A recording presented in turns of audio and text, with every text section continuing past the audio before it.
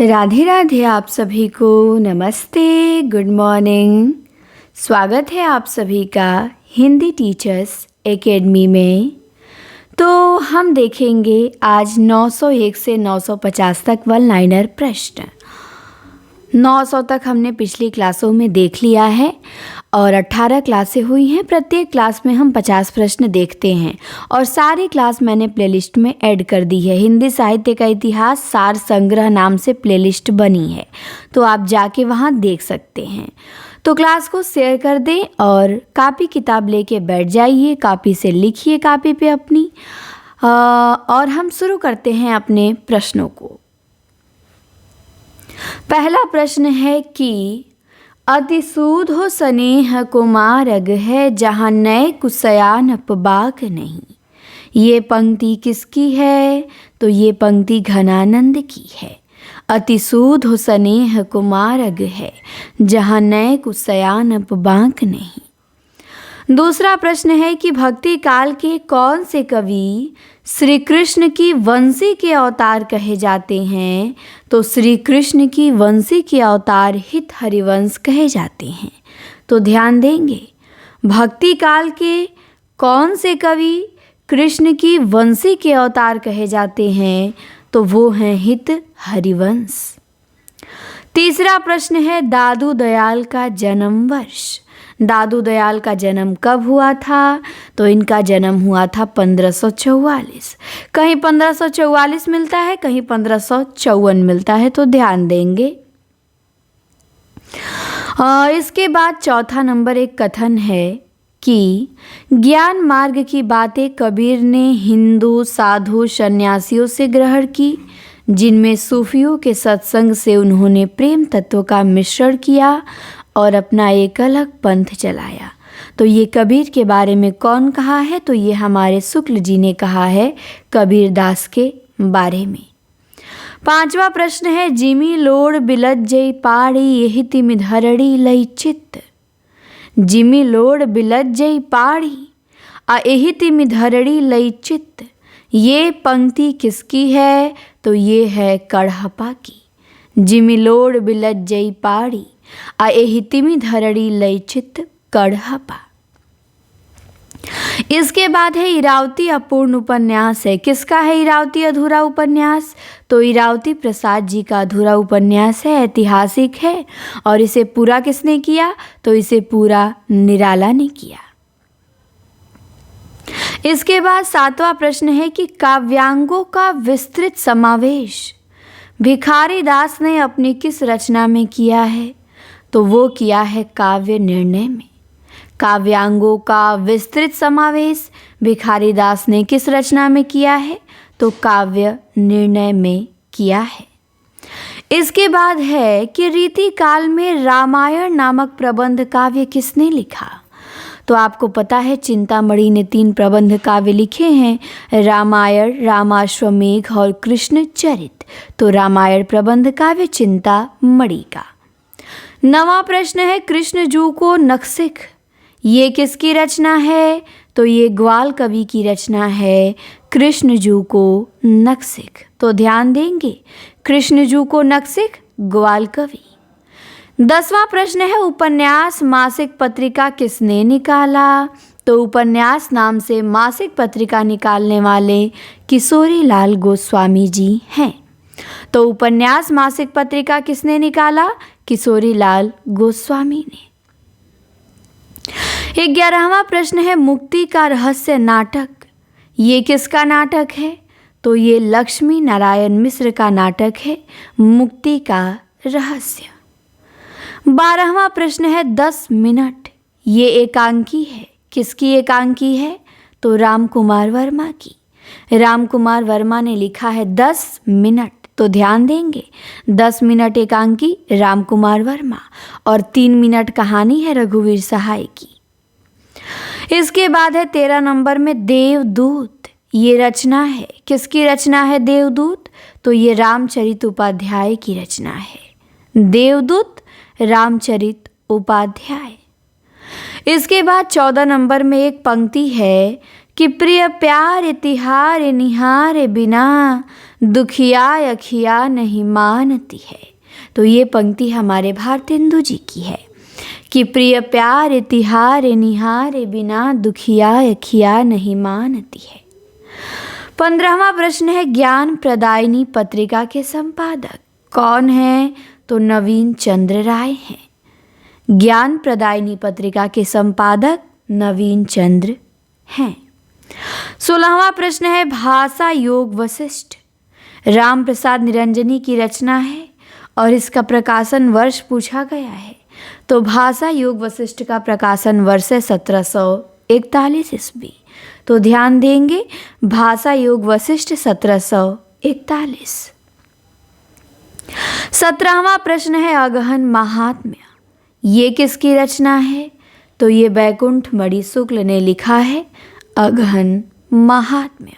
तो अगहन महात्म्य बैकुंठ मणि शुक्ल। 18वां प्रश्न है श्रृंगार रस मंडन ये किसकी रचना है? तो ये विट्ठल नाथ की रचना है।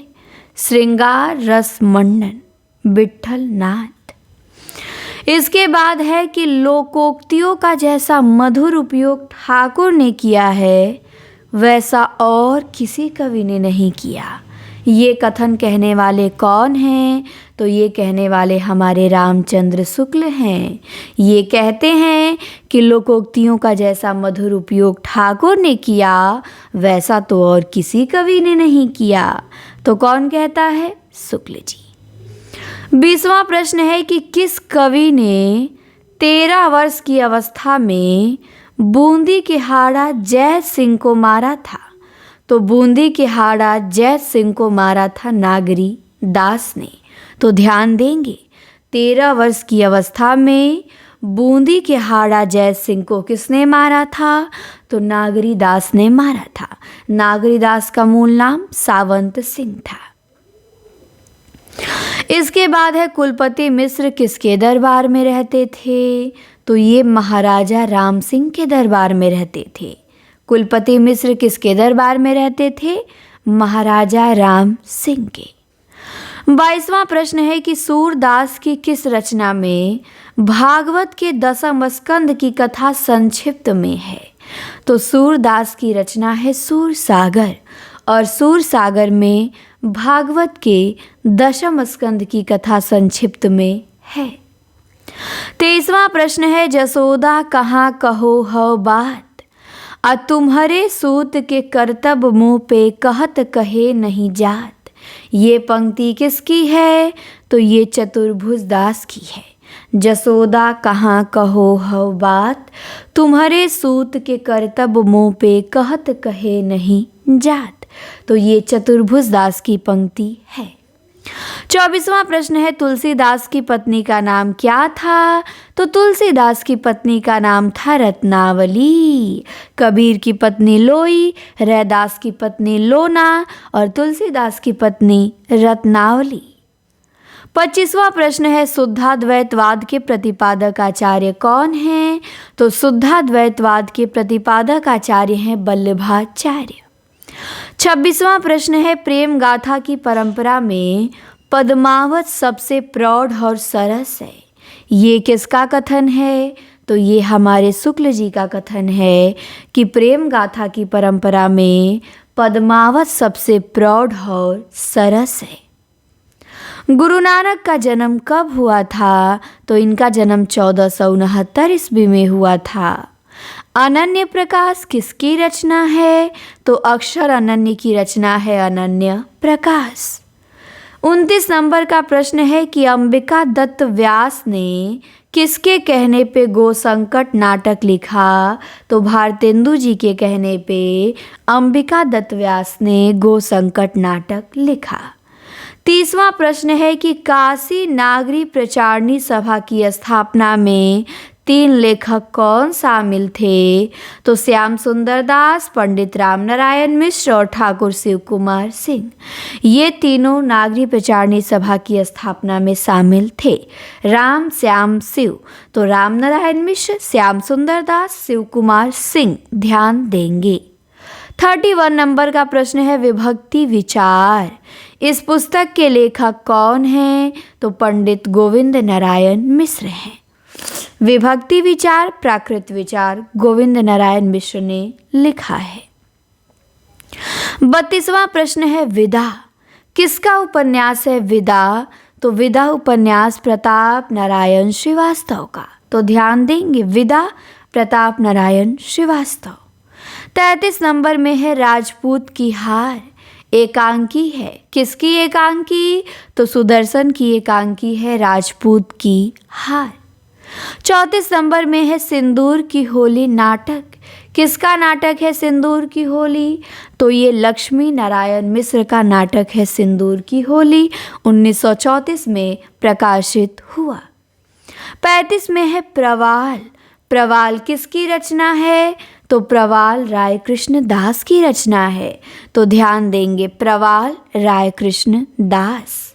36 नंबर में है एक पंक्ति कि रहचिर दीन तू हरी भरी, अब बढ़ सुख से बढ़ सृष्टि सुंदरी।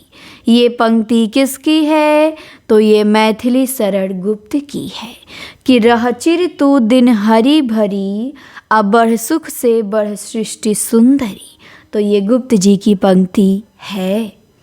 गुप्त जी को सामंजस्यवादी कवि किसने कहा? तो गुप्त जी को सामंजस्यवादी कवि हमारे रामचंद्र शुक्ल जी ने कहा।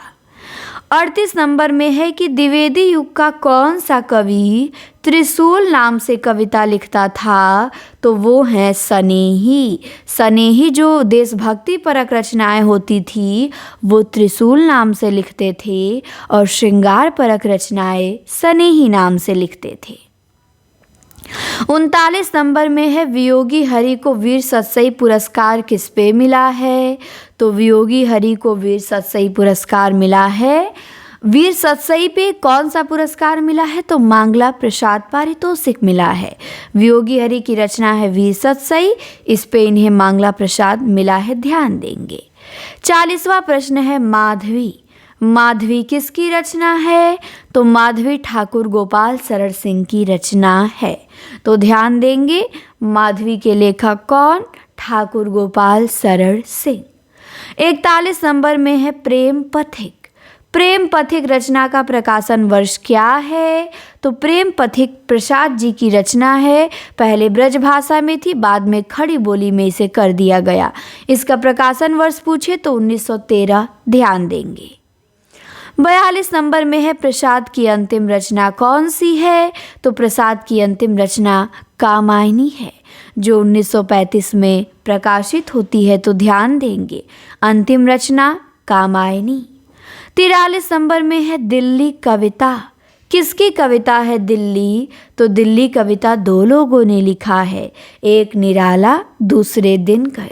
तो दिल्ली ध्यान देंगे, निराला और दिनकर। 44 में है एक तारा। ये किसकी कविता है? तो ये मोहनलाल महतो वियोगी की कविता है एक तारा। तो एक तारा कविता मोहनलाल महतो वियोगी। 45 नंबर में है पंक्ति कि मृदुल होठों का हिमजल हास उड़ा जाता निस्वास समीर। ये पंक्ति किसकी है? तो ये सुमित्रानंदन पंत की पंक्ति है कि मृदुल होठों का हिमजल हास उड़ा जाता निश्वास समीर। तो सुमित्रानंदन पंत ने ये पंक्ति लिखा है।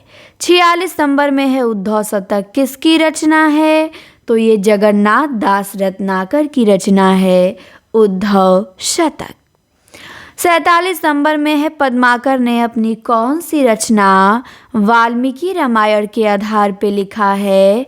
तो पद्माकर ने अपनी रचना राम रसायन। राम रसायन ध्यान देंगे पद्माकर का है, शब्द रसायन या काव्य रसायन देव का और राम रसायन पद्माकर का। और राम रसायन इन्होंने वाल्मीकि रामायण के आधार पे लिखा है। 48 नंबर का प्रश्न है भूषण किसके आश्रित थे? तो भूषण शिवाजी और छत्रसाल के आश्रित थे। तभी तो लिखते हैं कि शिवा को बखानो की बखानो छत्रसाल को। तो भूषण शिवाजी और छत्रसाल के आश्रित थे। 49 नंबर की पंक्ति है लोटा तुलसीदास को लाख टका को मोल। ये पंक्ति किसकी है? तो होल राय की है। लोटा तुलसीदास को, लाख टका को मोल। 50 नंबर का कथन है कि रामचरितमानस का गान करने वाले भक्त कवियों में तुलसीदास जी का स्थान सर्वश्रेष्ठ है। उसी प्रकार कृष्णचरित गाने वाले भक्त कवियों में महात्मा सूरदास का। वास्तव में ये हिंदी काव्य गगन के सूर्य और चंद्र हैं। ये कथन किसका? तो ये रामचंद्र शुक्ल जी का, कि मानस का गान करने वाले कवियों में तुलसीदास का स्थान सर्वश्रेष्ठ है। उसी प्रकार कृष्णचरित गान करने वाले भक्त कवियों में महात्मा सूरदास का। ये हिंदी काव्य गगन के सूर्य और चंद्र हैं। किसने कहा? तो रामचंद्र शुक्ल ने कहा। इस प्रकार हमारे 950 प्रश्न क्या होते हैं? कंप्लीट होते हैं। और अगली क्लास हमारी 20 नंबर की होगी, जिसमें हम अपने 1000 वन लाइनर प्रश्न क्या करेंगे? कंप्लीट करेंगे। तो उम्मीद करती हूँ क्लास अच्छी लगी होगी। चैनल को सब्सक्राइब कर ले, अगर आप नए हैं तो शेयर करें और कमेंट में ज़रूर बताएं। हम जल्द ही मिलेंगे अगले वीडियो में। बहुत बहुत धन्यवाद आप सभी को।